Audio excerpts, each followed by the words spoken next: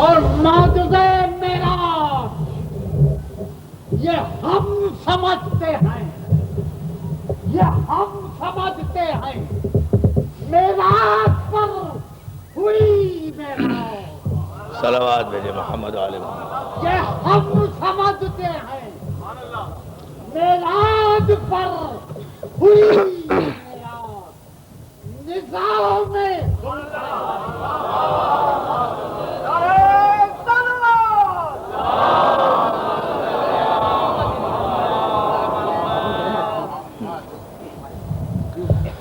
اعوذ باللہ من الشیطان اللعین الرجیم،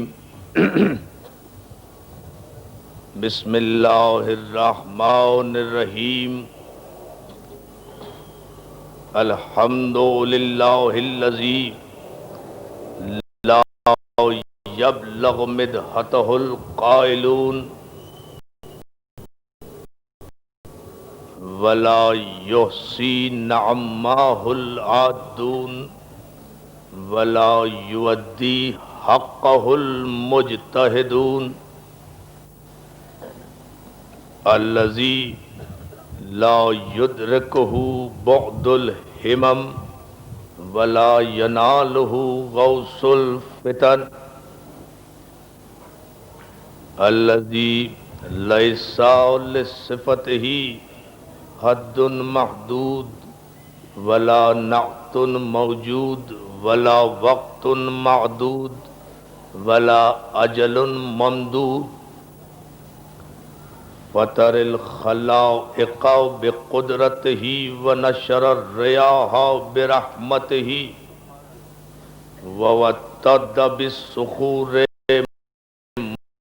ميدان أرضه جلت عظمته والصلاة والسلام والتحية والإكرام على من اختاره من شجرة الأنبياء ومشكاة الضياء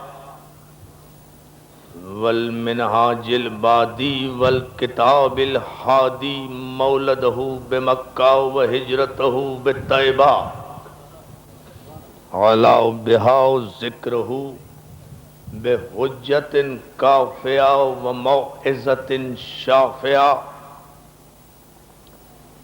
ارسلہ بالدین المشہور والعلم الماسور والکتاب المستور والنور الساطع والضیاء اللامع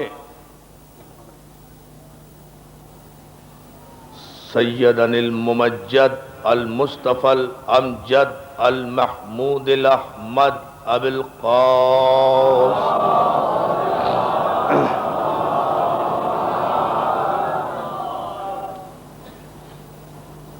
وآلہ الطیبین الطاہرین المعصومین المنتجبین المظلومین الذین اذهب اللہ عنہم الرجس وطہرہم تطہیرا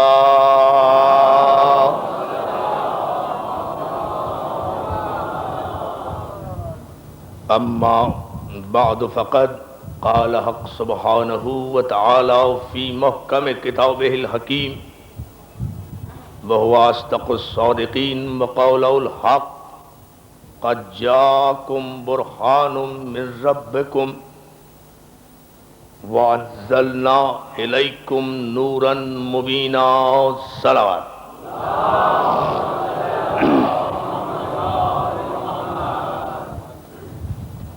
حاضرین مجلس عزاداران سید الشہداء امام بارگاہ بوتراب عزیز آباد میں 1409 ہجری کے محرم کی پہلی مجلس آپ حضرات کی سماعت کے لیے ہدیہ ہے۔ معصوم اور معجزہ ان مجالس میں ہمارا عنوان گفتگو ہے۔ اس عنوان کے تحت انشاءاللہ آج تمہیدی اور ابتدائی مراحل سے گزر کر ہم بتدریج جو مسائل امت مسلمہ کے لیے، صاحبان غور و فکر کے لیے، صاحبان علم و دانش کے لیے پیش کرنے کی مقدور بھر کوشش کریں گے، وہ یہ ہیں کہ خداوند عالم نے ہدایت بشریت کے عظیم تر نظریے کو اپنی مشیت میں اس قدر اہم جانا اور اس قدر اہمیت دی کہ خداوند عالم نے اپنے عدل و احسان کے پیش نگاہ آدمیت، بشریت اور انسانیت کی تخلیق سے پہلے انسانیت، آدمیت اور بشریت کو ہدایت دینے والے معصوم ہادی کو خلق کیا تاکہ اس زمین پر سانس لینے والا ایک بشر بھی، ایک انسان بھی یہ نہ کہہ سکے کہ ہم ایک لمحے کے لیے بھی معصوم کی ہدایت سے محروم رہے۔ صلوات بھیجیں نا مل کر محمد عالم۔ یہ مشیت ایزدی میں تھا کہ ایک لمحے کے لیے بھی اس زمین پر سانس لینے والے کسی فرد بشر کو یہ موقع نہ ملے قیامت کے دن کہ پروردگار ہم گمراہ اس لیے ہو گئے کہ ہماری ہدایت کے لیے کوئی معصوم ہادی نہیں تھا، ہماری رہنمائی کے لیے کوئی منصوص من اللہ رہبر نہیں آیا تھا۔ تو جتنے عرصے بعد بھی ہادی آتا اتنے عرصے کی گمراہی کا سارا الزام دامن عدل الہی پر آ جاتا، اور اس کے عدل پر اگر الزام آ جاتا تو اس کی ذات سبحان نہ رکھتی، اور اگر وہ ایک لمحے کے لیے بھی سبحان نہ رہے تو اس کی وحدانیت متزلزل ہو جاتی ہے۔ اس لیے اس نے یہ اہتمام کیا کہ ہم اس کائنات کے پہلے انسان کی خلقت سے پہلے ہادی کو پیدا کریں گے، ہادی بنائیں گے، ہادی ہم بھیجیں گے، وہ معصوم بھی ہوگا، منصوص من اللہ بھی ہوگا، عالم علم لدنی بھی ہوگا، مسجود ملائک بھی ہوگا، اس کا انکار کرنے والا ابلیس بھی ہوگا۔ وہ ہادی زمین پہ پہلے آئے گا اور ہدایت پانے والے زمین پر بعد میں آئیں گے، تاکہ ایک لمحے کے لیے بھی زمین ہدایت سے خالی نہ رہے۔ ملت مسلمہ سے آغاز مجلس میں صرف عرض یہ کرنا چاہتا ہوں کہ جو خدا اپنے وقار عدل کے خلاف یہ سمجھتا ہے کہ اس زمین کا پہلا انسان بھی معصوم ہادی کے بغیر زندہ نہ رہے، تو وہ خدا اپنے دامن عدل پر یہ دھبا کیسے لگا لے گا کہ خاتم النبیین کے بعد قیامت تک آنے والے کروڑوں انسانوں کو دیکھیں نا میزان ہے نا توجہ مولا صاحب۔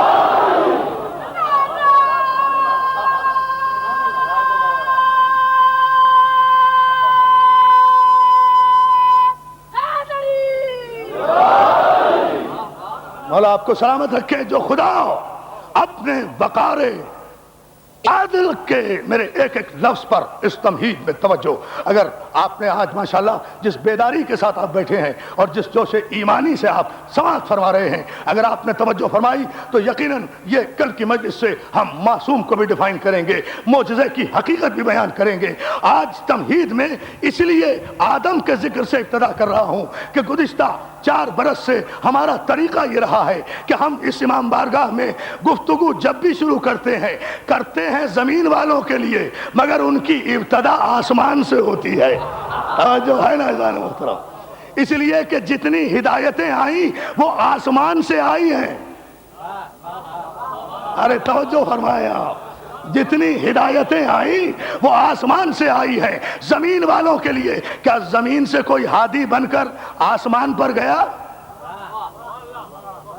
یہ اور بات ہے کہ اپنی حدود مملکت کی سیر کرنے کوئی کائنات کا مالک ایک شب میں جا کر واپس آ جائے، یہ علیحدہ بات ہے. لیکن کیا زمین سے کوئی ہادی بن کر فرشتوں کی ہدایت کے لیے گیا؟ کیا آسمان پر کبھی جنگ بدر ہوئی؟ عجیب سے سوالات کروں گا. کیا آسمان پر کبھی جنگ بدر ہوئی؟ کیا آسمان میں کوئی قلعہ خیبر ہے؟ کیا آسمان پر کوئی جنگ خندق ہوئی؟ کیا آسمان پر منافقین ہیں؟ کیا آسمان پر منافقین ہیں؟ کیا آسمان والے آپس میں جنگ و جدال کرتے ہیں؟ کیا آسمان والوں میں کوئی کافر ہے؟ کیا آسمان والوں میں کوئی مشرک ہے؟ کیا آسمان والوں میں کوئی منافق ہے؟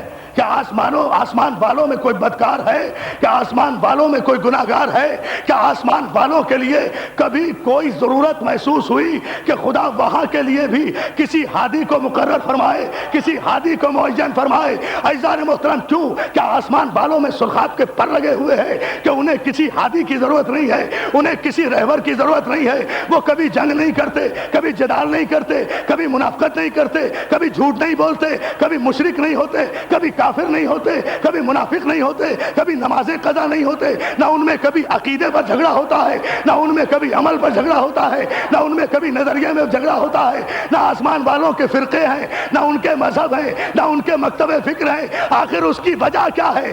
عزیزان محترم، آسمان والے ایک دین پر قائم ہیں. قیامت تک گمراہی کی ضرورت اس لیے نہیں ہے کہ آسمان والوں کو صرف ایک امتحان دینا پڑا تھا. وَإِذْ قَالَ رَبُّكَ لِلْمَلَائِكَةِ إِنِّي خَالِقٌ بَشَرٌ مِّن طِينٍ فَإِذَا سَوَّيْتُهُ وَنَفَخْتُ فِيهِ مِن رُّوحِي فَقَعُوا لَهُ سَاجِدِينَ. جب میں مٹی سے ایک بشر بنا لوں اور اسے سنوار دوں تو تم سب کے سب سجدے میں گر جانا. سارے فرشتوں نے سجدہ کر لیا تھا اس نور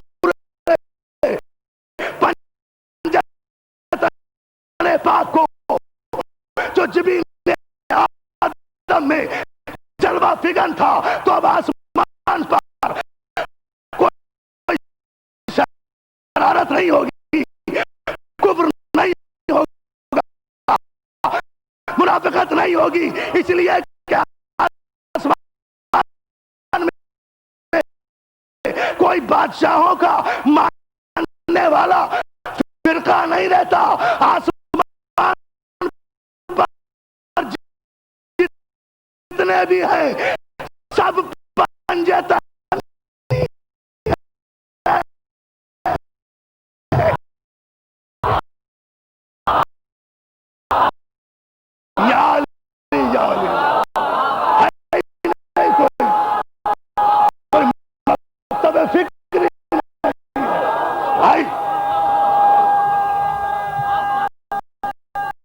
کوئی مطلب فکر وہاں نہیں ہے.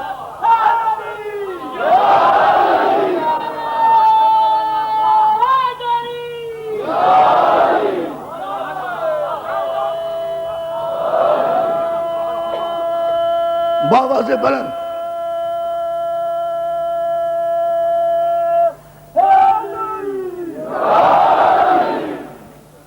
آسمان والوں پر کسی ہدایت کی ضرورت نہیں ہے، اس لیے کہ آسمان والے ہادیان برحق کو پہچان بھی چکے، انہیں سجدہ کر کے تسلیم بھی کر چکے.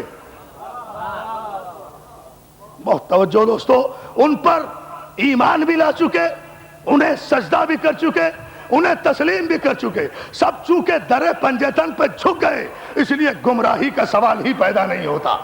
اس لیے گمراہی کا ہاں یہ الگ بات ہے کہ کبھی کبھی آسمان والے کسی فرشتے کو اگر سبق لینا ہو، یا علی یا علی، آسمان والے کسی فرشتے کو اگر سبق لینا ہو، یا محفل، بہت سوچ کر جملہ کہہ رہا ہوں، یا محفل قدس میں، محفل ملکوت میں اسے اپنے اعزاز اور فخر کا اظہار کرنا ہو، تو کبھی کبھی در زہرا پر، بہت توجہ، کبھی کبھی در زہرا پر معصوم کا جھولا جھلانے آ جاتا ہے تاکہ عزت میں اضافہ ہو جائے، تقرب میں اضافہ. صلوات بھیجے نا محمد. تقرب میں یہ ہے وہ بنیادی تاکہ تقرب میں اضافہ ہو جائے، تاکہ عزت میں اضافہ ہو جائے، ورنہ آسمان پر کسی ہدایت کی ضرورت نہیں ہے۔ عزیزان محترم، ہم نے گفتگو گزشتہ برسوں میں شریعت اور حکومت پر ہم نے اسی ممبر سے گفتگو کی، ہدایت اور حکومت پر ہم نے اسی ممبر سے گفتگو کی، ہدایت معصوم اور شریعت پر اسی ممبر سے گفتگو کی۔ معصوم قدر مشترک ہے ہمارے ان اشروں میں۔ یہ جو یہ 4 اشرے ہم نے آپ کی سماعت کیے ہیں، اس میں معصوم سے ہٹ کر گفتگو اس لیے نہیں کی کہ راستہ معصوم ہی کا ہے۔ یہ ہے وہ پہلی منزل۔ عزیزان محترم، آپ نے دیکھا کہ فرشتے صرف ایک مرتبہ محلے امتحان میں آئے تھے، اور خدا نے اس کو ہمیشہ کے لیے، چونکہ وہ اپنے عرش کو کسی بھی قسم کی منافقت یا شرک یا کفر کی نجاست سے آلودہ نہیں کرنا چاہتا، اس لیے اس نے منزل اول ہی پر آدم کو سمبل بنا کر، آدم کو نمونہ بنا کر اسی زمانے میں امتحان لے لیا کہ فرشتوں کی صفوں میں معصوم کتنے ہیں، غیر معصوم کتنے ہیں، مومن کون ہے، منافق کون ہے۔ خلافت الہیہ آدم کو سجدہ کرا کے تو دیکھا کہ فرشتوں کی صفوں میں جو گھسا ہوا بیٹھا تھا اس میں ایک منافق تھا، اس نے اسے زندگی تو دی مگر اپنے عرش پہ رہنے نہیں دیا۔ یا علی یا نہیں، آپ نے توجہ نہیں فرمائی جملے پر۔ اس نے اسے زندگی تو دی، مہلت تو دی، بہکانے کی قوت تو دی، لیکن اسے اپنے عرش پر رہنے نہیں دیا، اور یہ سنت جاری کر دی کہ منافق کو کبھی مومن کی صفوں میں رہنے ہی نہ دو۔ توجہ توجہ توجہ توجہ، یہ ہے وہ بنیاد۔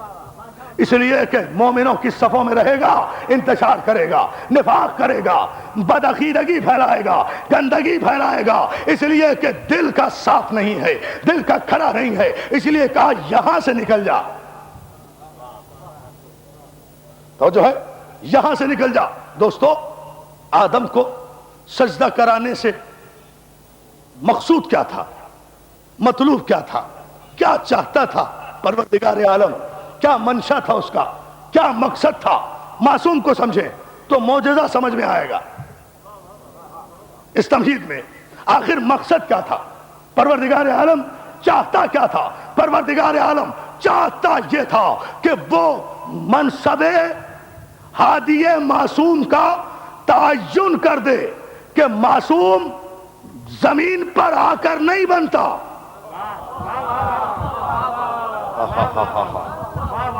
حضور توجہ، معصوم زمین پر آ کر نہیں بنتا، معصوم عرش پر بنتا ہے، اور عرش پر اسے بنا کر اپنی معصوم مخلوق یعنی فرشتوں کو خدا سجدہ کراتا ہے، تاکہ زمین پر جب اس معصوم کو بھیجا جائے تو زمین والے اسے یہ تانا نہ دے سکیں جہاں کے تھے وہاں کے لوگوں نے تو مانا نہیں۔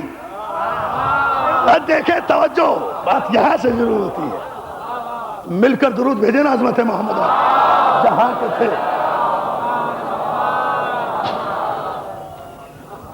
جہاں کے تھے وہاں کے لوگوں نے تو مانا نہیں، انہوں نے تو تسلیم نہیں کیا، انہوں نے تو سجدہ نہیں کیا، انہوں نے تو آپ کا کلمہ نہیں پڑھا۔ آپ زمین پر آ گئے کلمہ پڑھانے کے لیے، اور اطاعت بھی دونوں کی تھی۔ بھئی اللہ حکم دے رہا تھا، ہے نا، حکم تو اللہ نے دیا تھا آدم کے سجدے کا، اللہ حکم دے رہا تھا، سجدہ آدم کو ہونا تھا۔ اگر بغیر سجدے کے آدم زمین پر آ جاتے تو اللہ کے حکم پر حرف آتا، آدم کی حیثیت پر ہو، توجہ، اللہ کے حکم پر حرف آتا، آدم کی حیثیت پر حرف آتا کہ اللہ کا حکم نہیں مانا گیا، آدم کی عظمت کو تسلیم نہیں کیا گیا، تو جو اللہ علی کل شیء قدیر ہونے کے باوجود بھی اپنی معصوم مخلوق سے آدم کو سجدہ نہ کرا سکا، اس نے آدم کو بھیج کیسے دیا کہ ہم اس کے کہنے پر اسے سجدہ کریں۔ صلوات بھیجے محمد و آل محمد۔ ہے نا؟ یہ اعتراض وارد ہو جاتا نا کہ ہم اس کے کہنے پر اسے سجدہ کریں جس کے کہنے پر، دیکھیں جملے ذرا دقیق ہیں لیکن اس کا نتیجہ بڑا خوبصورت آئے گا. اعتراض یہ وارد ہوتا کہ اس کے کہنے پر، اس آدم کے کہنے پر اسے سجدہ کرے جس کے کہنے پر فرشتوں نے سجدہ نہیں کیا. اللہ اللہ اللہ اللہ، اندازہ تو فرمائے، پھر سمجھ جائیں یہ مفہوم. یہ میرے آج کی تقریر کی حد تک کم از کم بنیاد ہے میرے اس عنوان کی، اور اگر مولا نے مدد کی اور آپ حضرات نے یہ توجہ فرمائی، بڑی خوبصورت بات عرض کروں گا. اپنی بے وضاحتی اور کم علمی کا اعتراف ہے مجھے، لیکن مولا کے دروازے سے جو کچھ حاصل ہوگا اسے پوری توانائی کے ساتھ آپ کی سماعتوں کی نظر کروں گا. آپ سے صرف توجہ چاہتا ہوں اس تمہید میں، اس کے کہنے پر اسے سجدہ کریں جس کے کہنے پر فرشتوں نے اسے سجدہ نہیں کیا. کیا حق ہے اسے یہ کہنے کا کہ مجھے نبی مانو، اسے اللہ مانو؟ بس دیکھیں نا، یہ بنیاد ہے. کیا حق ہے؟ یہ اعتراض آتا کہ کیا حق ہے اسے یہ کہنے کا کہ مجھے نبی مانو، مجھے خلیفۃ اللہ مانو، اللہ کو وحدہ لا شریک مانو اور عبادت کے لائق مانو. اس لیے خدا نے ہدایت معصوم کا بندوبست یہ کیا ہے کہ اپنے فرشتوں کو اس کے آگے جھکایا تاکہ وہ دنیا میں شرمندہ نہ آئے، دنیا کے ماننے یا نہ ماننے کا محتاج بن کر نہ آئے، دنیا والے اسے کوئی تانا نہ دیں. فرشتوں نے آدم کو سجدہ کیا، اور جس نے نہیں کیا اسے ابلیس قرار دیا گیا. کیوں؟ سجدہ نہ کرنے کی وجہ سے نہیں. دیکھیں، جہاں تک تخلیق آدم کا تعلق ہے، آدم کو مٹی سے پیدا کیا. دیکھیں، آپ قرآن سے، حدیث سے، تفسیر سے، تاریخ سے، مورخین سے معلوم کر سکتے ہیں کہ خدا نے آدم کو مٹی سے پیدا کیا. آدم مٹی سے بنے، پانی سے بنے، ہوا سے بنے، آدم بنے. یعنی آدم کے بننے کا پتہ ہے. بس آج کی مجلس کا تاریخی جملہ دینے جا رہا ہوں. آدم کے بننے کا علم ہے. وَإِذْ قَالَ رَبُّكَ لِلْمَلَائِكَةِ إِنِّي خَالِقٌ بَشَرٌ مِّن طِينٍ. آدم خلق ہوئے، آدم بشر ہیں، آدم مٹی سے بنے. آیت نے بتایا. آدم کی حیت ترکیبی بھی بتائی. کھنکھناتی ہوئی مٹی سے بنائے گئے، مٹی کو سڑایا گیا، گلایا گیا. جب وہ کھنکنے لگی، سلسال ہو گئی، تو اس کے بعد آدم کا ڈھانچہ تیار کیا گیا، آدم کا پتلا بنایا گیا، پھر اسے برسوں رکھا گیا. پھر مشیت ازدی نے، دیکھیں نا، آدم کی پوری تعمیر. میں اور آپ جس کی اولاد ہے نا، اس کا تذکرہ ہو رہا ہے. ذرا توجہ فرما لیں کہ ہمارے جد اعلیٰ بنے کیسے. بہت توجہ. سب کے باپ جو ہیں آدم، یہ بنے کیسے؟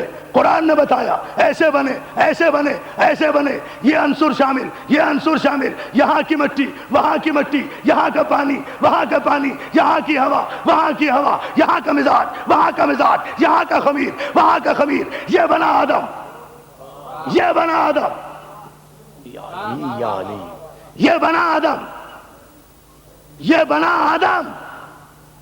آدم کے بننے کا پورے مجمع کی توجہ مولا سلامت رکھے. ان تاریخی اجتماعات کو اس جملے پر توجہ چاہوں گا. آدم کے بننے کا علم 90 کروڑ مسلمانوں کو بھی ہے، کرسچنز کو بھی ہے، یہودیوں کو بھی ہے، اہل ہنود کو بھی ہے، بدھسٹ کو بھی ہے. جو خدا کو مانتے ہیں انہیں بھی ہے، جو خدا کو نہیں مانتے انہیں بھی ہے. آدم کیسے بنے؟ علم میں بھی آ سکتا ہے، عقل میں بھی آ سکتا ہے، فکر میں بھی آ سکتا ہے، حافظے میں بھی آ سکتا ہے. آدم کے بننے کا علم ہے، آدم کے بننے کا علم ہے. خدا نے بتایا کہ آدم کیسے بنے. لیکن جب ایک صحابی رسول نے سرکار رسالت میں آپ سے پوچھا، مولا آپ نبی کب بنے؟ کہا کنت نبیا وآدم بین الماء والطین. میں اس وقت نبی تھا جب آدم مٹی اور پانی کے درمیان تھا. تو آدم اسے کہتے ہیں جس کا طریقہ پیدائش علم میں آ جائے، عقل میں سما جائے. معصوم اسے کہتے ہیں جو عقل میں نہ آئے، علم میں نہ سما. یہ ہے معصوم، یہ ہے تخلیق معصوم، یہ ہے خلقت۔ اور مولا تمہیں سلام۔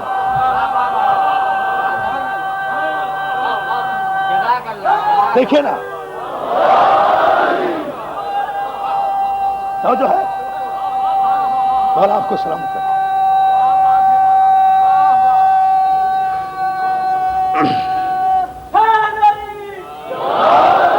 بلند ترین صلوات بھیجے عظمت محمد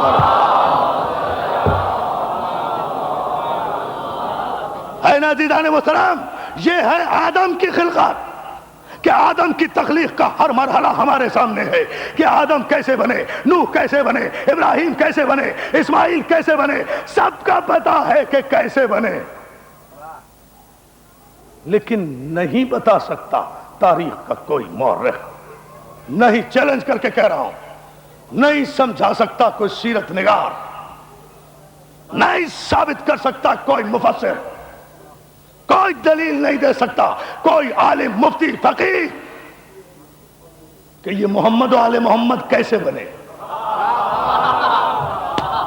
توجہ، قرآن کی ایک آیت ثابت کرو، الحمد سے لے کر والناس تک 114 سورتوں میں 6666 آیتوں میں ایک آیت ثابت نہیں کی جا سکتی جس میں یہ تحریر ہو کہ ہم نے محمد کو ہوا سے بنایا، علی کو مٹی سے بنایا، فاطمہ کو پانی سے بنایا۔ توجہ توجہ توجہ، بھئی گفتگو یوں شروع ہوگی نا، عجیب سا موضوع چھیڑ رہا ہوں، اگر آپ توجہ فرمائیں اس پر، بھئی گفتگو یوں شروع ہوگی، بات یوں ہوگی شادی، دیکھیں نا بھائی صاحب کہ گفتگو یہاں سے ہو کہ آدم کو بنایا، وجہ پتہ ہے، مٹی سے بنایا، پانی سے بنایا، کھن کھنایا، گلایا، سڑایا، پھر ان کا پتلا تیار کیا، ان کا مجسمہ بنایا، پھر اس میں اسے سنوارا، پھر اسے سجایا، پھر اس میں روح پھونکی، پھر وہ مسجود ملائک بنا، پھر اسے جلال الہی سے چھینک آئی، پھر اس نے الحمدللہ کہا، پھر سب نے یرحمک اللہ کہا، پھر اس نے نام بتائے، پھر اس نے کچھ اسما بتائے، اس نے کچھ اسما بتائے، کچھ نے کچھ اسما بتائے۔ اسما ناموں کی جمع ہے، اسم کہتے ہیں ایک نام کو، اسما کہتے ہیں ایک سے زیادہ ناموں کو۔ اسما ہے نا، انبئونی انبئونی، مجھے بتاؤ یہ نام، فرشتوں سے کہا گیا، فرشتوں نے کہا سبحانک لا علم لنا الا ما علمتنا، پروردگار ہمیں تو اتنا ہی علم ہے جتنا تو نے ہمیں عطا کیا ہے۔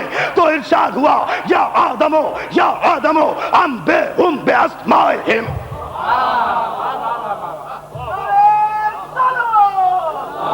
دیکھیں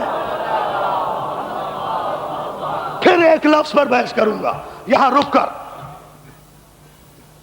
آدم یا آدمو انبئہم باسمائہم، انہیں بتاؤ ان ناموں کو۔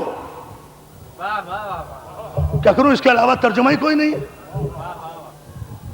انبئہم باسمائہم، یہ اسما فرشتوں کو، میری طرف متوجہ رہیں، یہ اسما فرشتوں کو بتاؤ، اسما بتاؤ۔ دوستو آپ سب سے پوچھتا ہوں، عقل کا اور منطق کا مسئلہ، سامنے کی بات، 2+2=4 کی بات، اسم نام کب رکھا جاتا ہے؟ بچے کی پیدائش سے پہلے یا پیدائش کے بعد؟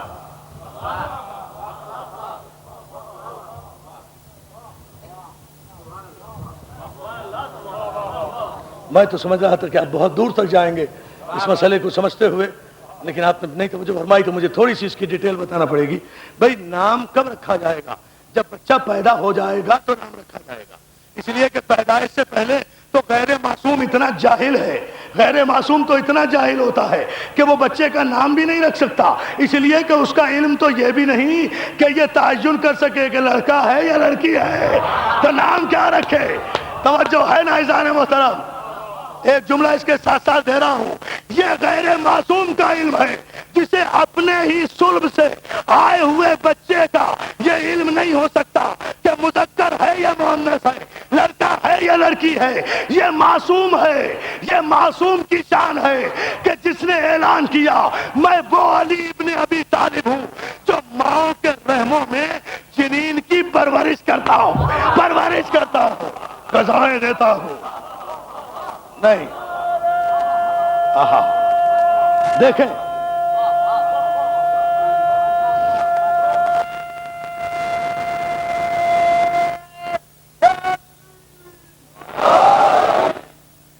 ہے نا توجہ جانے وطرہ. تو اسم کا تعین کب ہوگا؟ جب علم میں ہوگا کہ ہے کیا، جبھی تو ہم نام رکھیں گے نا. یہ بھی یقینی نہیں کہ زندہ ہوگا یا مردہ ہوگا. پیدا ہوگا تو نام رکھیں گے، جو ہوگا وہ نام رکھیں گے. مذکر ہوگا نام میں تذکیر ہوگی، مؤنث ہوگا نام میں تانیث ہوگی. اسم اس کے اعتبار سے، اس کے اعتبار سے اور اپنے آبا و اجداد کے وقار سے رکھا جاتا ہے. ارے آپ توجہ فرمائیں. اسم اس کے اعتبار سے اور سلسلہ حسب نسب کے وقار سے رکھا جاتا ہے، وقار سے رکھا جاتا ہے. نقل میں نام نہیں رکھے جاتے. جو نقل میں نام رکھے جائیں ان کی تخلیق میں نقل ہے. توجہ ہے نا ادارے محترم. جو اصل میں نام، صلوات بھیجے نا محمد، جو اصل میں اسم رکھے جائیں. یہ اسماء کا باقاعدہ علم ہے. علم الاسماء ایک سائنٹیفک آتھینٹک قسم کا علم ہے جو تسلیم کیا ہے علماء اخلاق نے، مانا گیا ہے. لیکن مجھے اس علم اسماء سے یہاں بحث نہیں ہے، لیکن میں ایک اسماء سمجھانے کے لیے یہ ذرا سا بیک گراؤنڈ بتا رہا تھا ان اسماء کا، تاکہ بات واضح ہو جائے. عزیزان محترم سمجھ میں آ جائے کہ معصوم ہے کیا، معجزہ کہتے کسے ہیں. بات کو ذرا سا واضح کرنے کے لیے، نام بچے کی پیدائش سے پہلے کوئی ماں باپ رکھ ہی نہیں سکتے، بچے کی پیدائش کے بعد رکھیں گے. اور جب بھی بچے کی پیدائش سے پہلے نام رکھ لیا جائے تو سمجھ لو کہ معصوم ہے. اس لیے کہ تاریخ میں ایک ہی مثال ہے. اندازہ تو فرمائے، تاریخ میں مثال موجود ہے. سرکار ختمی مرتبت نے رحلت سے قبل ایک بچے کا نام رکھا، پیدائش سے پہلے ایک بچے کا نام رکھا جس کا نام محسن، جسے ماں کے شکم میں شہید کر دیا گیا. وہ موضوع میرا نہیں ہے، لیکن یہ نام رکھا کیوں؟ یہ بصیرت پیغمبر جانے کہ جو بچہ ابھی بیٹی کے بطن میں ہے اس کا نام رکھنے کی کیا ضرورت ہے. پیغمبر محافظ شریعت ہے نا، پیغمبر اس بچے کا انجام جان رہا ہے، اس لیے پیدائش سے پہلے محسن نام رکھ دیا تاکہ قیامت میں عدالت الہیہ میں جب مقدمہ پیش ہو تو مقتول گمنام نہ ہو. یعنی دیکھیں تاریخ، گمنام مقتول نہ ہو. اگر قاتل کا نام جیسا حضور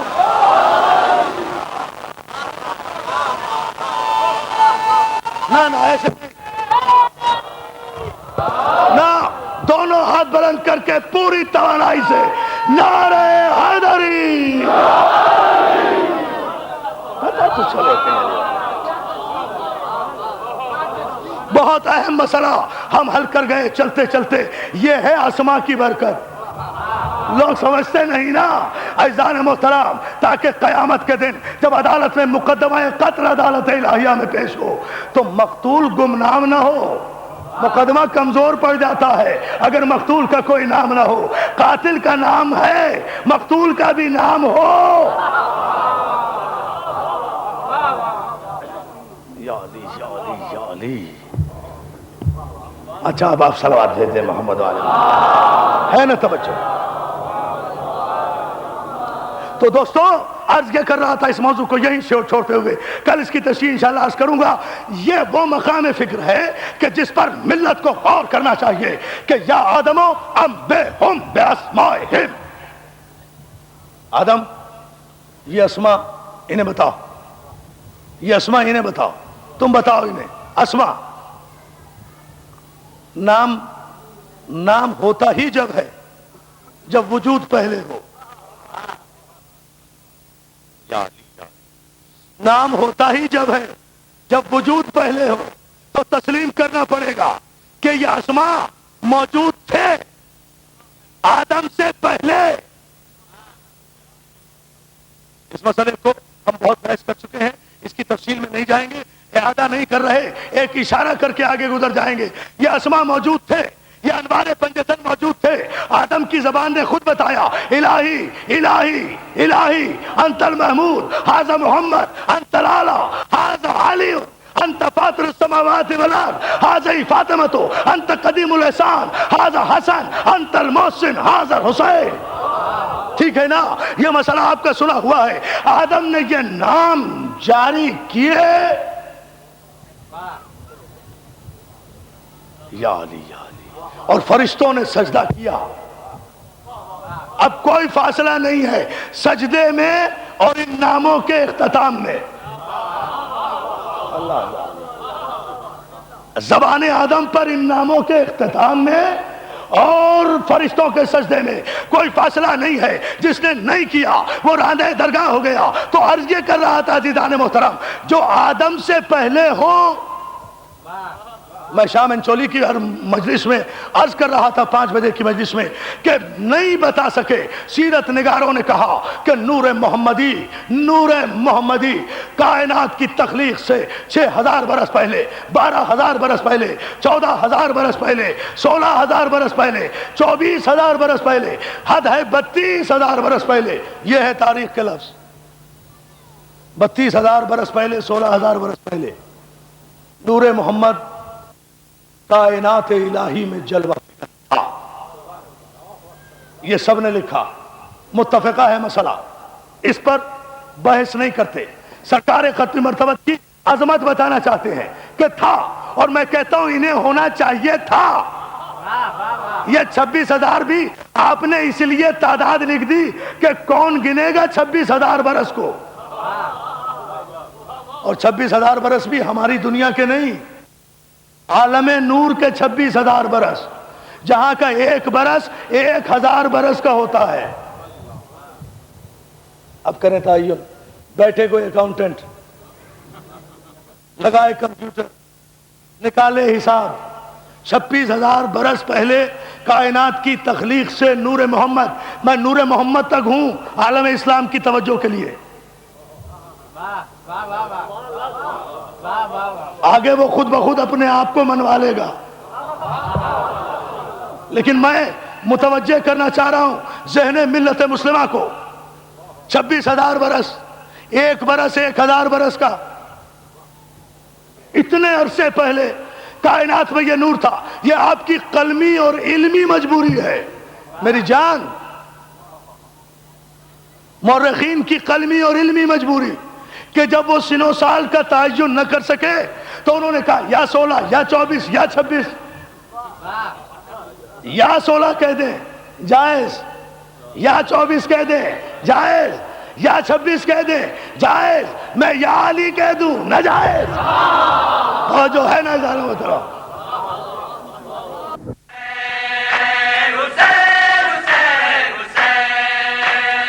اس سال کی ہماری یعنی حسینی کیسٹ سینٹر کی پیشکش بہترین نوحہ حضرات کا بے مثال مجموعہ، جیسے رضی رضوی، حسن صادق، ندیم سرور، ناصر زیدی، خرم عرفان اور انجمن الذوالفقار کے نقی ذکی اور ساتھی.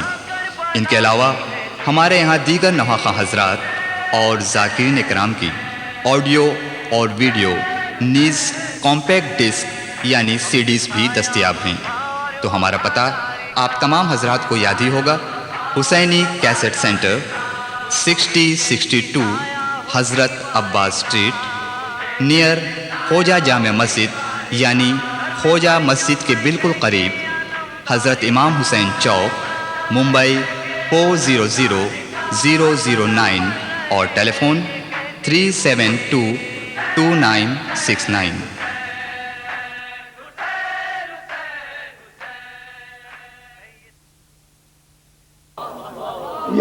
یہ ذرا شاہ جی نے تھوڑی حرکت کی تھی، میرا ارادہ نہیں تھا. بلند آواز سے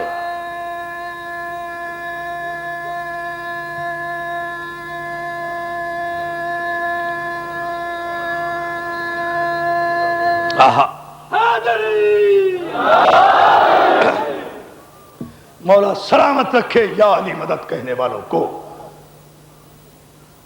توجہ ہے نا عزیزان محترم؟ تو قبل تخلیق کائنات نور محمد ہزاروں برس پہلے حجاب قدس میں رہا، حجاب علم میں رہا، حجاب حلم میں رہا، حجاب صدق میں رہا، حجاب عصمت میں رہا، حجاب طہارت میں رہا، حجاب نجابت میں رہا، حجاب تقوی میں رہا، حجاب عبادت میں رہا، حجاب شریعت میں رہا، حجاب لطافت میں رہا، حجاب جمال میں رہا، حجاب جلال میں رہا۔ یہ مختلف حجابات ہیں جو مورخین نے تحریر کیے، یہ اتنے حجابوں میں رہا۔ میں کہتا ہوں کہ اچھا اگر یہ 26,000 برس پہلے تھا، چلیے میکسیمم جو آپ نے رکھا ہے ہم اسے مان لیتے ہیں۔ موضوع ہے معصوم اور معجزہ۔ معجزہ کہتے ہیں اس مظاہرہ قدرت ربانی کو جس کو سمجھنے سے انسانی عقول عاجز آ جائے۔ یہ جملہ ذہن میں رکھیں، وضاحت انشاءاللہ کل کروں گا، لیکن اس جملے کو ذہن میں رکھ کر آپ ذرا تعین کریں۔ چلیے سپوز فار ایگزامپل میں مانتا ہوں، میں نے تسلیم کیا کہ 26,000 برس پہلے کائنات کی تخلیق سے نور محمد خلق ہوا۔ آپ محبت میں کیا کر گئے؟ آپ کے ہاتھوں سے تو توحید بھی چلی گئی، اس لیے کہ یہ جو کچھ آپ نے کیا نا چاند، یہ کیا محبت میں۔ بھائی فضائل محمد ہیں تو محبت ہی میں نا، لیکن آپ اس نقطے کی اہمیت سے شاید واقف نہیں رہے اور سارے سیرت نگار مکھی پر مکھی بٹھاتے چلے گئے۔ 16,000 14,000 20,000 24,000 26,000۔ ارے بھائی اگر آپ نور محمد کو کی تخلیق کو 26,000 برس پہلے اس کائنات کی تخلیق سے پہلے مان لیں گے تو پھر آپ کو یہ بتانا پڑے گا کہ 26,000 برس سے پہلے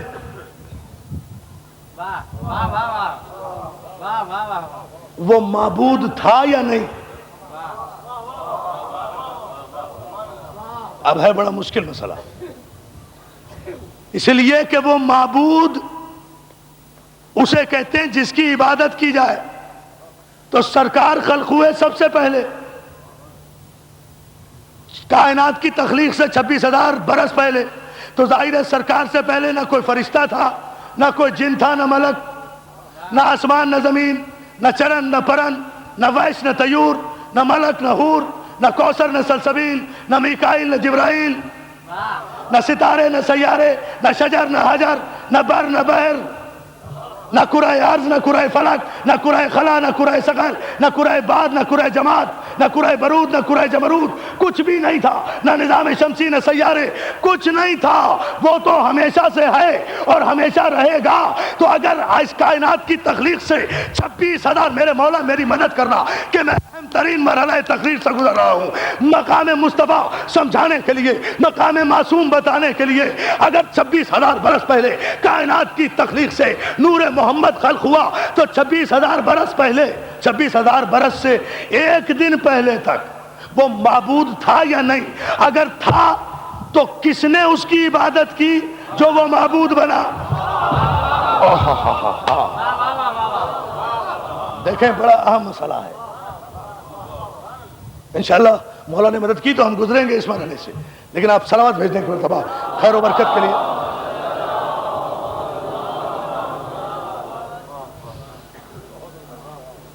بھی دیکھیں نا، اگر ہم اس کوئی اسپیسیفک پیریڈ کا تعین کر لیں گے، ڈیفینٹ ٹائم کا، کہ اس وقت تو محمد تھا، چلیے اس سے پہلے تو خدا تھا، اور خدا اگر ایک لمحے کے لیے بھی معبود یا مسجود نہ رہے تو خدا نہیں۔ بھائی وہ جب سے ہے تب سے معبود ہے، یہ ہے ایمان۔ وہ جب سے ہے تب سے معبود ہے، جب سے ہے تب سے مسجود ہے، اگر اسے کوئی سجدہ کرنے والا نہیں تو مسجود کیسا؟ اس کی کوئی عبادت کرنے والا نہیں تو معبود کیسا؟ تو خدا کے لیے رسول پاک اور معصوم کی عظمتوں پر قلم اٹھانے والوں، معصوم کی عصمت و طہارت کی حدود کا تعین کرنے سے پہلے اتنا سوچ لیا کرو کہ کہیں توحید تو خطرے میں نہیں ہے۔ یا علی یا علی، کہیں توحید تو خطرے میں نہیں ہے۔ کوئی تعین نہیں کر سکتا کہ یہ انوار مقدسہ کب سے ہیں، اس لیے کہ جہاں تعین کریں گے اسی سے ایک دن بعد میں آپ کو توحید کی معبودیت کا تعین کرنا پڑے گا، بات وحدانیت پر آ جائے گی تو پھر اس تاریخی اجتماع میں احتیاط سے باب مدینہ علوم رسالت سے بھی لینے والے عرفان حیدر عابدی کو یہ جملہ کہنے دیجئے کہ میں یہ تو نہیں کہتا کہ معصومین اہل بیت، میرے 12 امام 14 معصوم، میرے پنجتن پاک، یہ نہیں کہتا کہ اس وقت سے ہیں جب سے خدا ہے، لیکن یہ ضرور کہوں گا کہ جب سے وہ ہے تب سے اس کی مشیت میں نور اہل بیت منزل عبودیت پر سجدہ کرتے ہوئے موجود ہے۔ نعرہ حیدری،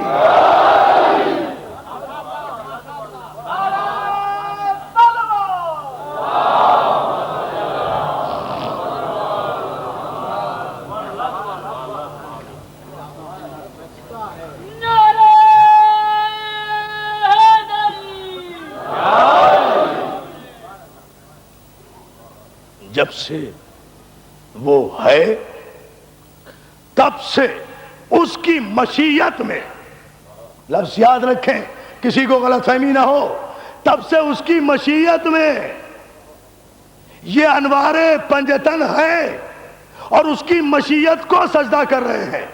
کب سے ہیں کوئی نہیں بتا سکتا، کس عالم میں ہیں دیکھیں، جملہ دے رہا ہوں، اینڈنگ چیپٹر دے رہا ہوں، کب سے ہیں پنجتن کوئی نہیں بتا سکتا، کب سے ہے یہ معصوم کوئی نہیں بتا سکتا، کب سے ہے یہ انوار مقدسہ کوئی نہیں بتا سکتا، کہاں ہیں کوئی نہیں بتا سکتا، عرش پر کیا کرتے رہے کوئی نہیں بتا سکتا، کس کیفیت میں رہے کوئی نہیں بتا سکتا، سجدہ کیسے کرتے تھے کوئی نہیں بتا سکتا، رکوع کیسے کرتے تھے کوئی نہیں بتا سکتا، حمد کیسے کرتے تھے کوئی نہیں بتا سکتا، لباس کیا پہنتے تھے کوئی نہیں بتا سکتا، کس مقام پہ رہتے تھے کوئی نہیں بتا سکتا، کس کیفیت میں تھے کوئی نہیں بتا سکتا، بس جن کی حقیقت نورانیہ کو کوئی نہ بتا سکے اسی کو معصوم کہتے ہیں، اسی کو معجزہ کہتے ہیں۔ جھانک لیں آج تعین نہ کریں، دیکھیں نا کیفیت، پوری طاقت سے جیو۔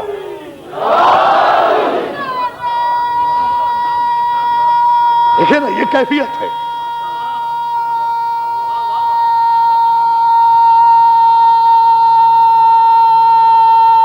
جزاک اللہ۔ معصوم کے فضائل و سیرت کا اور اس کی تخلیق کا اگر غیر معصوم احاطہ کر لے تو پھر وہ معجزہ نہ رہے،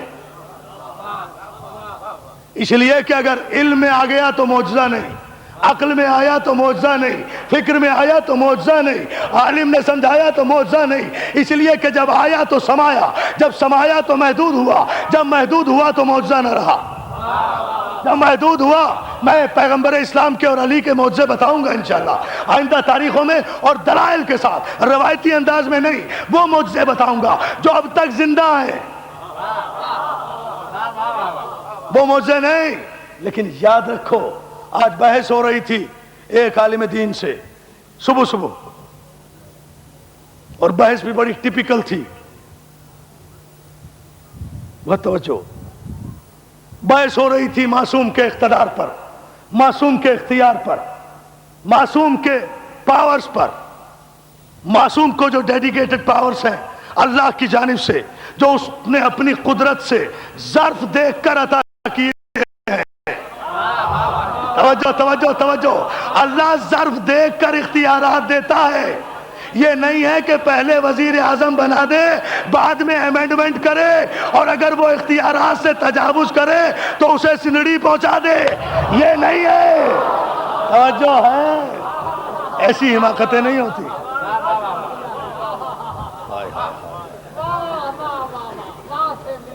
صلوات بھیجنا محمد علیہ محمد.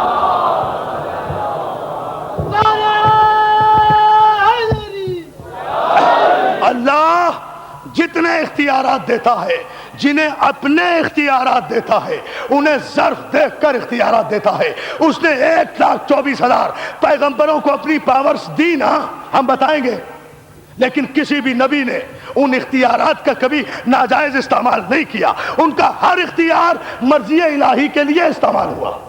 وَأَنزَلْنَا الْحَدِيدَ فِيهِ بَأْسٌ شَدِيدٌ. جب علی کی 70 تلواریں ایک جنگ میں ٹوٹی ہیں، ایسے نہیں سمجھے بد دیکھیں. اب آپ کو بیدار ہونا پڑے گا. اب وقت میرے پاس رہ گیا قلیل، مضمون ہے سمندر کی طرح، بیان کروں گا کل، لیکن اس موضوع پر توجہ جہاں اینڈ کر رہا ہوں. 70 تلواریں جب علی کی ٹوٹی ہیں ایک جنگ میں، اس لیے کہ اکیلا علی، اکیلا مصطفیٰ گڑھے میں گرا ہوا.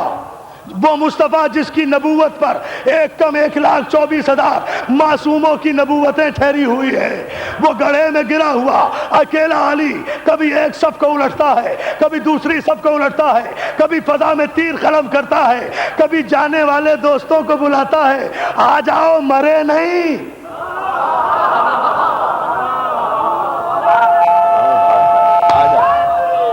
دیکھیں معجزہ.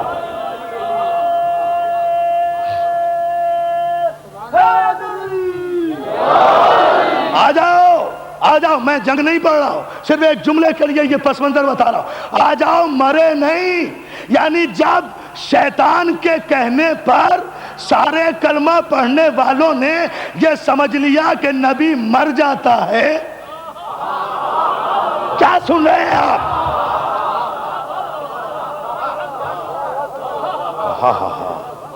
میں اپنے سارے مسلمان بھائیوں کے لیے یہ جملہ کہہ رہا ہوں. جب شیطان کے کہنے پر، بھائی مولا سلامت رکھے آپ کو، جب شیطان کے کہنے، یہ کس نے کہا کہ نبی مر گئے سب سے پہلے؟ کیا ہو گیا آپ کو؟ میں دعویٰ کرتا ہوں، قسم کھا سکتا ہوں آپ سب کی طرف سے کہ آپ میں سے کسی نے نہیں کہا.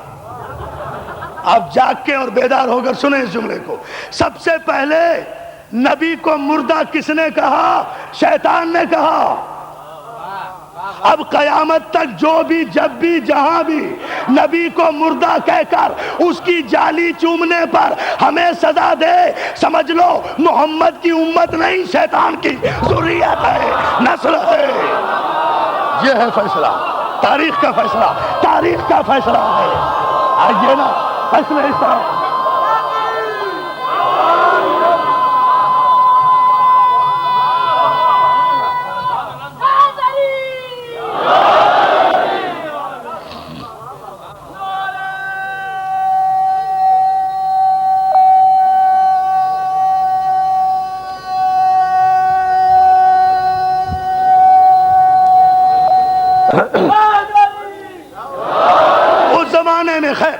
کسی وقت اس کی تفصیل. اس زمانے میں شیطان نے کہا محمد مر گئے، لوگوں نے یقین کر لیا، واپس چلے گئے. اب 70 تلواریں ٹوٹی ہیں، علی 5 محاذوں پہ جنگ کر رہا ہے. محمد کو بچانا، جو تیر آ رہے ہیں انہیں فضا میں قلم کرنا، جو فوجیں آگے بڑھ گئی ہیں کافروں کی انہیں پیچھے ہٹانا، جو چلے گئے ہیں انہیں واپس بلانا، محمد کو گڑھے سے نکالنا. بار بار علی کی تلواریں ٹوٹی.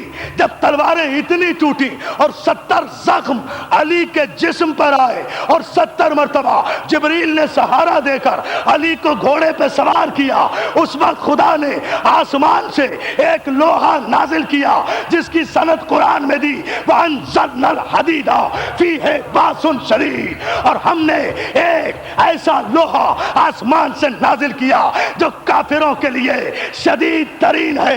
یہ ذوالفقار آئی، علی نے پلٹ کر رکھ دیا۔ یہ ذوالفقار عام تلوار نہیں تھی، معجزہ تھی، مگر بذات خود یہ تلوار معجزہ نہیں تھی۔ دیکھیں دیکھیں دیکھیں، یہی بحث ہو رہی تھی۔ کیوں حضور؟ آج ہمارے قبلہ و کعبہ بھی مولانا قیصر عباس صاحب بیٹھے تھے اس میٹنگ میں جہاں ایک بہت بڑے اپنے ہی عالم سے بحث ہو رہی تھی۔ آج صبح صبح یہی بحث تھی، یہ تلوار معجزہ نہیں تھی۔ پوچھ لیں شبلی نعمانی سے، پوچھیں مورخ طبری سے، پوچھیں ابن خلدون سے، پوچھیں محدث دہلوی سے، پوچھیں امام حاکم سے، پوچھیں مسند احمد بن حنبل سے کہ یہ تلوار بذات ہی معجزہ نہیں تھی، صاحب اعجاز کے ہاتھ میں آئی تو معجزہ بنی۔ اس کی دلیل یہ ہے، اس کی دلیل سنیں جو سارے مورخین نے لکھا۔ اس کی دلیل یہ ہے، ایک جنگ میں جنگ کرتے کرتے کافر پر جو علی نے ذوالفقار کا وار کیا، اس کی ڈھال کٹی، تلوار ٹوٹ کر اس کے ہاتھ سے گر گئی، وہ سہم گیا، علی نے ہاتھ روک لیا۔ امام تھا نا، ضدی نہیں تھا۔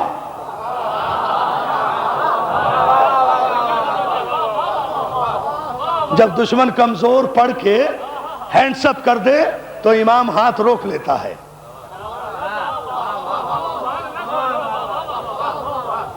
ہاتھ روک لیا نا، امام نے ہاتھ روک لیا، دشمن لرز کر رہا، علی یہ تو کوئی مقابلہ نہیں، میں نہتا آپ کے ہاتھ میں تلوار۔ بات تو جب ہو کمال آپ کا نہیں ہے، کمال اس تلوار کا ہے۔ اس زمانے میں بھی ایسے لوگ تھے نا، ذرا یہ تلوار مجھے دے دیجئے، میری تلوار آپ لے لیجئے، پھر لڑکے دکھائیں۔ علی نے ذوالفقار کو اچھالا، ذوالفقار کو اچھالا، یہ لے تلوار تو لے لے۔ اب وہ تلوار گری نیچے، کافر نے اٹھانا چاہا، ایک ہاتھ سے اٹھانا چاہا، نہیں اٹھا، دونوں ہاتھ لگائے، تلوار نہیں اٹھی، جھک کر اٹھانا چاہا، تلوار بمشکل تھوڑا سا اوپر اٹھی، سر سے اوپر نہ جا سکی، گھبرا کر تلوار رکھ دی۔ کہا علی یہ تلوار تو اتنی وزنی ہے جو مجھ سے، توجہ، آج کی تقریر کا تاریخی اور آخری جملہ اپنے کلیجے کی پوری طاقت سے آپ کے ثبوت کر رہا ہوں۔ کہا یہ تلوار تو یا علی مجھ سے اٹھتی نہیں۔ تو علی نے کہا میں نے تجھے تلوار دی تھی، اپنا ہاتھ نہیں دیا تھا۔ دیکھتا ہوں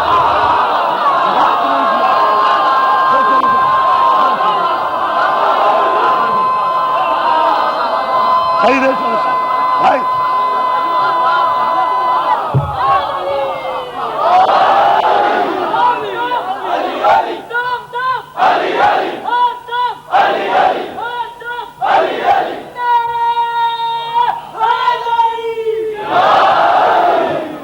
کیا خلاصہ رہا گفتگو کا؟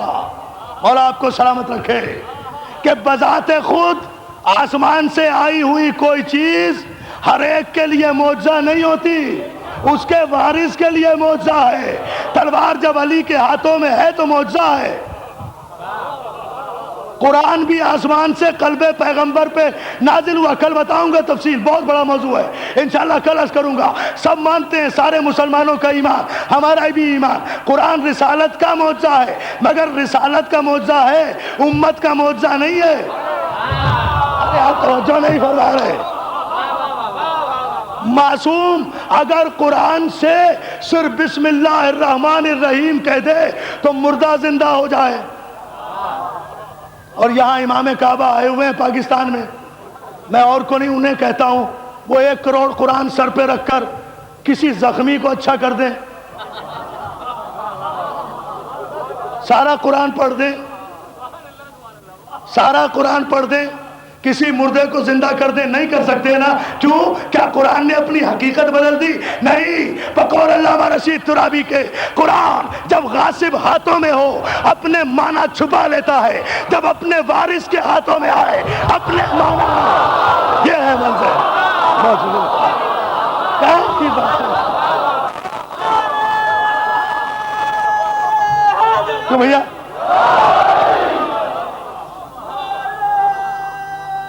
معجزہ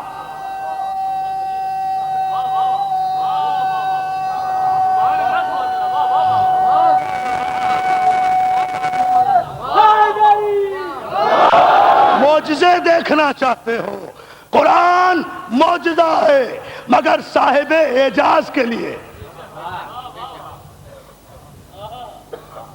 وارث کے لیے معجزہ ہے۔ ہمیں بھی جبھی کام آئے گا وہ جب ہم قرآن کو وارث سے لیں گے، بات جو ہے نا، قرآن معجزہ ہے وارث کے لیے۔ یاد کر لینا اس بات کی دلیل نہیں ہے کہ آپ نے معجزہ حفظ کر لیا۔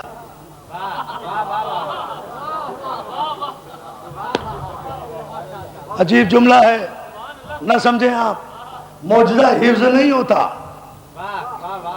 آپ نے حفظ کیا مگر جب تک آپ کی سانسیں چل رہی ہیں قرآن پڑھتے رہیں گے۔ ادھر شہرک پہ خنجر پڑا، ادھر قرآن بھی گیا، حافظہ بھی گیا، حافظ بھی گیا، مگر جو صاحب اعجاز ہے وہ نوک نیزہ پر بلند ہوگا۔ معجزہ معجزہ معجزہ، عقل حیران ہے، ایک سر ہے جو نیزے پر تلاوت کر رہا ہے، وارث ہے وارث ہے وارث ہے، معصوم بھی ہے، صاحب معجزہ بھی ہے۔ کیا کروں، میرے پاس وقت نہیں ہے تفصیل میں جانے کا، مجھے خانہ ابو طالب جانا ہے یہاں سے، لیکن دوستو انشاءاللہ کل پر ملتوی کرتے ہوئے اتنی بات ضرور عرض کروں گا، کربلا حادثاتی مرکز نہیں ہے، کربلا معجزے کی دلیل ہے۔ کربلا معجزے کا مرکز ہے۔ آج یکم محرم، کربلا، حسین کربلا آ گئے، لیکن عزیزو یہ کربلا وہ مقام ہے جہاں علماء نے لکھا یہاں حسین کے آنے سے پہلے خدا نے حسین کے خون کے استقبال کے لیے، سمجھ رہا ہے بھائی،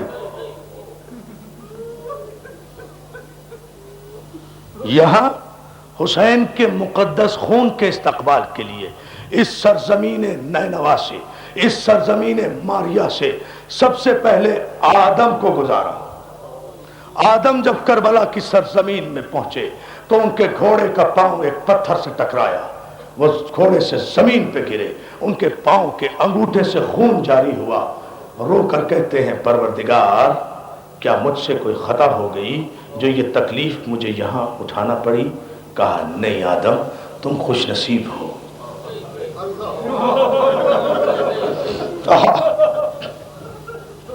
آدم رنج نہ کرو، کبیرہ خاطر نہ ہو، تم خوش نصیب ہو، اس لیے کہ ہم نے اس زمین پر تمہارے پاؤں کا خون لیا ہے جس زمین پر زہرا کا خون بہے گا۔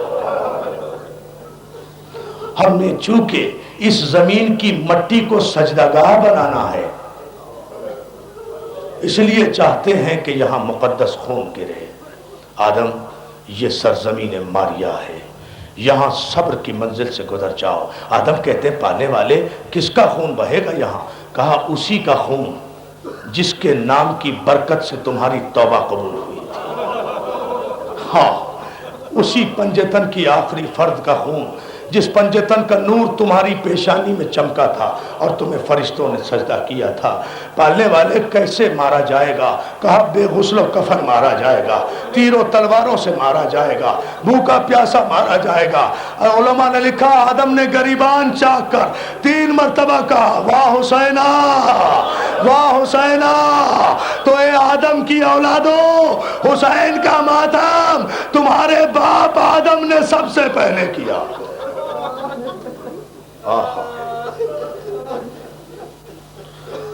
اس کربلا سے آدم گزرے،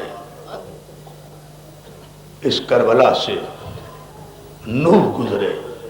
نوح وہ نوح کہ جس کو ہمیشہ ایک قریے سے دوسرے قریے میں اس لیے جانا پڑتا تھا کہ اس کی امت اسے پتھر مارا کرتی تھی.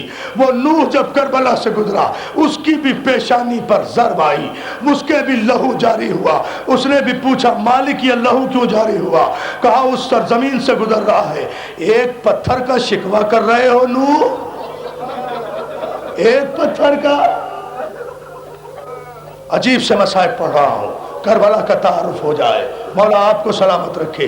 ایک پتھر کا شکوہ کر رہے ہو نوح, یہاں تو میرا حسین اتنے پتھر کھائے گا کہ بہن کو بھی پہچاننے میں دیر لگے گی کہ بھائی کا لاشا کہاں ہے. جزاک اللہ جزاک اللہ. ہاں رونے کی فصل آ گئی ہے, رونے کا موسم آ گیا ہے. شرمندہ ہونے کی ضرورت نہیں ہے. گھٹ گھٹ کے نہ رو میرے بھائی, رو ایسے جیسے زینب چاہتی ہے. اس ادا خانے میں فاطمہ زہرا ضرور آئی ہوں گی تم سے پرسہ لینے کے لیے. پرسہ دو جی بھر کے, تمہیں کوئی روکنے والا نہیں ہے. عزادارو جملہ سنیں گے آپ. اس کربلا سے جو تیسرا معصوم گزرا اس کا نام اسماعیل تھا. اسماعیل بھی جب اس کربلا کے میدان میں پہنچے انہیں بھی اذیت ہوئی, انہیں بھی تکلیف ہوئی, انہیں بھی زخم آیا. ان کی بھی بھیڑوں اور بکریوں نے فرات سے گزرتے ہوئے رونا شروع کر دیا. اسماعیل کے نوکروں نے چاہا کہ ہماری بھیڑیں فرات پہ پانی پی لیں. عزادارو اسماعیل کی بھیڑوں اور بکریوں نے فرات پہ پانی نہیں پیا. اسماعیل نے پوچھا پالنے والے میں بھی زخمی ہوا, میرے بھیڑیں بھی پانی نہیں پی رہی, یہ کون سی پرہول جگہ ہے؟ کہا بھیڑیں کیسے پانی پی لیں اسماعیل, یہاں محمد کا نواسا 3 دن کا پیاسا.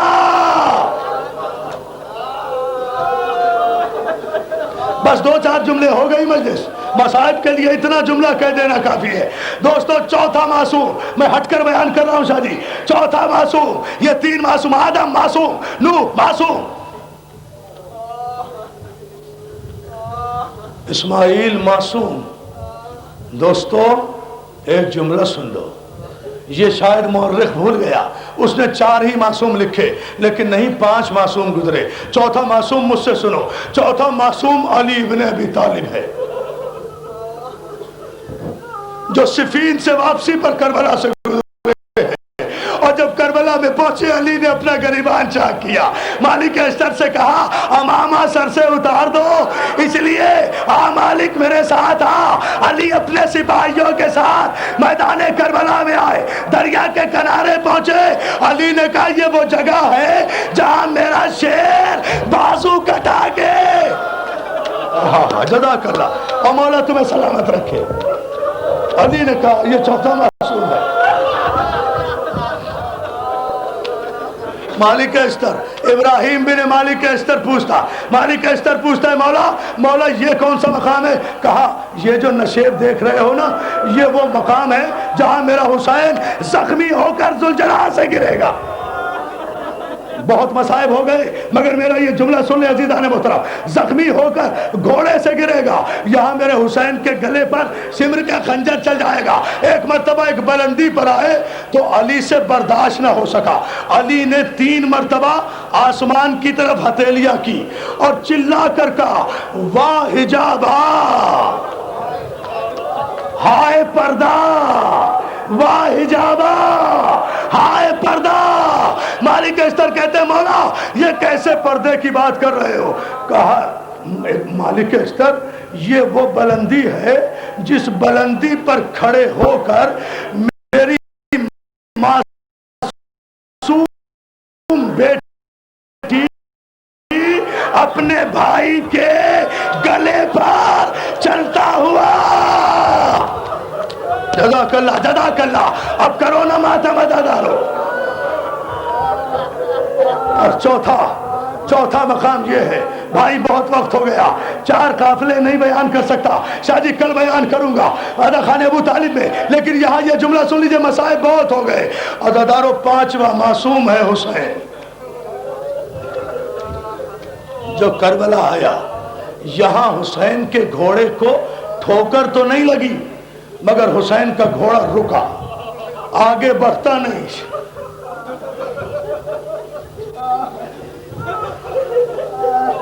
نکلے. دوستو آج محرم کی پہلی تاریخ ہے. اجڑ گیا مدینہ, ہو گئی بے چراغ. اجڑ گیا مدینہ, ہو گئی بے چراغ.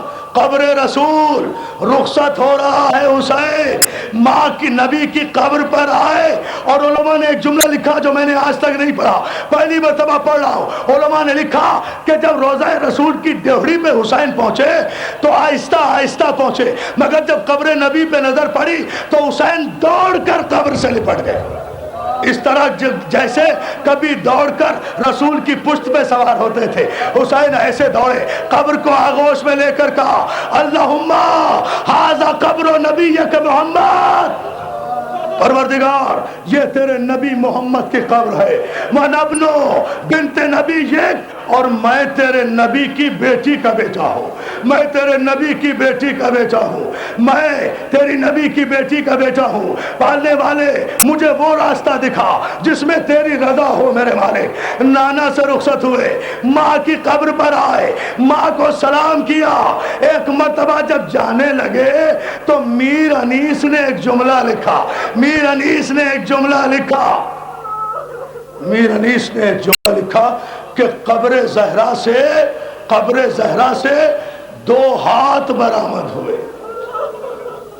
ایک جملہ سن لیں دوستو, قبر زہرا شق ہوئی, 2 ہاتھ برآمد ہوئے. حسین کو آغوش میں لے کر ایک جملہ کہا, حسین میں نے تجھے چکیاں پیس پیس کے پالا ہے. کہنے آئی ہوں, میر انیس لکھتے ہیں, حسین کہے دیتی ہوں کہ منہ قبر سے موڑوں گی میں, اپنے بچے کو اکیلا تو نہ چھوڑوں گی. ارے میں اپنے حسین کو اکیلا نہیں چھوڑوں گی. حسین میں تیرے ساتھ ساتھ جاؤں گی, مگر حسین ایک جملہ, بس ایک جملہ. حسین جی اماں, حسین ایک مرتبہ جانے سے پہلے میرے اس بیٹے کو بلا دے جسے میں نے خدا سے علی کے لیے مانگا تھا. ارے چپ ہو تو, سمجھ گئے؟ اے بھائی مولا تمہیں کوئی غم نہ دے سوائے غم حسین کے. سمجھ گئے تو آنسو نہ رکھو. میرے اس بیٹے کو بلا دے جسے میں نے علی کے لیے مانگا تھا. حسین نے آواز دی, بھیا عباس اماں بلا رہی ہے. جزاک اللہ, اب روزہ دارو. بھیا عباس اماں بلا رہی ہے. حسین دوڑے دوڑے آئے, عباس دوڑے دوڑے آئے, قبر فاطمہ کو بوسہ کیا, بوسہ دیا, سجدہ کر کے پوچھا شہزادی کیا حکم ہے, آقا زادی کیا حکم ہے. قبر زہرا سے آواز آئی, عباس عباس عباس تو بیٹا ام البنین کا ہے مگر لال میرا ہے.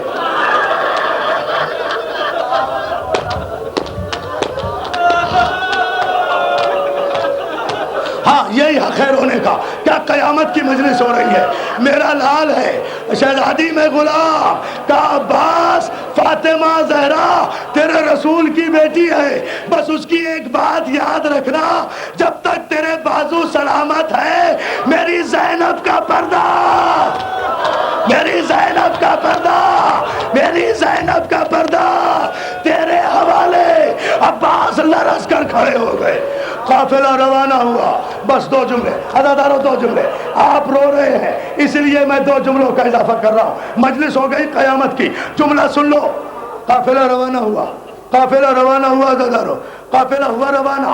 ایک مرتبہ عباس نے زہرا کی حویلی کی طرف مڑ کے دیکھا تو فاطمہ صغریٰ عصا کا سہارا لیے ہوئے کمر جھکائے ہوئے قافلے کے پیچھے پیچھے آ رہی ہے. عباس نے آواز دی, آقا حسین قافلہ روکیے, صغریٰ ڈیوڑی سے باہر آ گئے. عباس کی زندگی میں کوئی بیوی. جزاک اللہ. حسین پلٹے, اکبر آئے, عباس آئے, گھوڑے سے اترے. حسین نے بیٹی کو گلے سے لگایا. صغریٰ جی بابا, بیٹا ہم تو تمہیں منع کر آئے تھے, تمہیں لینے کے لیے بھیجیں گے, مہلت اگر وقت نے دی اکبر کو ضرور بھیجیں گے. اکبر آگے بڑھ کے, میرے جوانوں جملہ سنو. اکبر بہن کی پیشانی پہ پیار کر کے کہتے, صغریٰ وعدہ رہا تیرے بغیر صحرا نہیں سجائیں گے.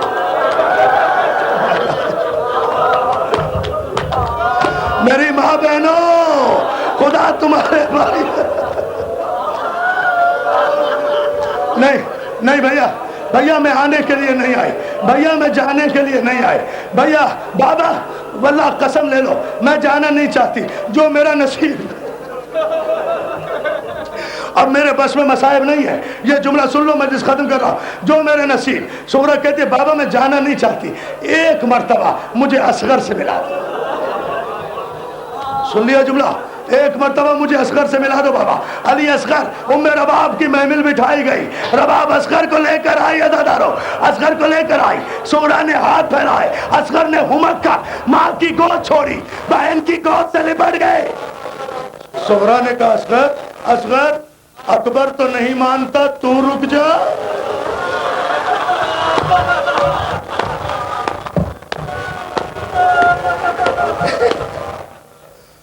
اکبر تو نہیں مانتا میرے بھائی، تم رک جاؤ، میں تیرا جھولا جھولا لوں گی. اصغر اکبر بہن سے لپٹ گئے، ایسے لپٹے کہ جدا نہ ہوئے.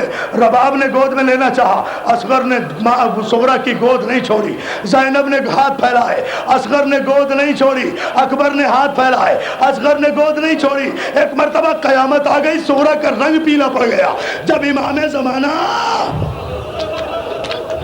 جملہ سنو، جب امام زمانہ ہاتھ پھیلا کر سغرا کی طرف بڑھے، سغرا پیچھے ہٹ کر کہتی ہے بابا دینے سے انکار نہیں کرتی مگر زبردستی نہ لینا. اگر اصغر خود آ جائے تو بابا ضرور لے جانا.